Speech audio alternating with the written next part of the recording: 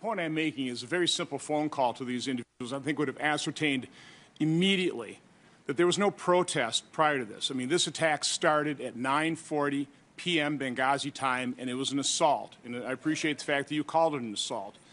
But, I mean, I'm going back to then Ambassador Rice, 5 days later, going to the Sunday shows, and what I would say purposefully misleading the American public.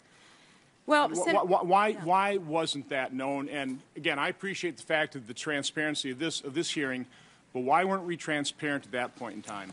Well, first of all, Senator, I would say that once the assault happened and once we got our people rescued and out, our most immediate concern was, number one, taking care of their injuries. As I said, I still have a DS agent at Walter Reed seriously injured. Getting them into Frankfurt, Ramstein to get taken care of. The FBI going over immediately to start talking to them.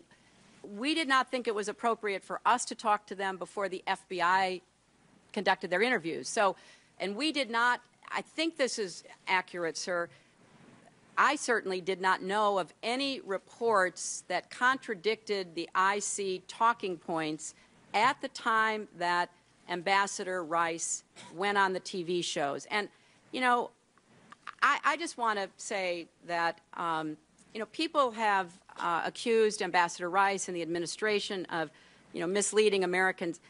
I can say, trying to be in the middle of this and understanding what was going on, nothing could be further from the truth. Was information developing? Was the situation fluid? Would we reach conclusions later that weren't reached initially? And I appreciate the— Madam Secretary, do you disagree with me that a simple phone call to those evacuees to determine what happened wouldn't have ascertained immediately that there was no protest? I mean, that was a piece of information that could have been easily obtained. Well, but Senator, within hours, if not days. Senator, you know, when you're in these positions, the last thing you want to do is interfere with any other process going on. I realize that's a good excuse. Number two, well, no, it's the fact. Number two, I would recommend highly you read both what the ARB said about it and the classified ARB, because even today there are questions being raised. Now, we have no doubt they were terrorists, they were militants, they attacked us, they killed our people. But what was going on and why they were doing what they were doing Again, we were misled that there were supposedly protests and then something sprang out of that, an assault sprang out of that.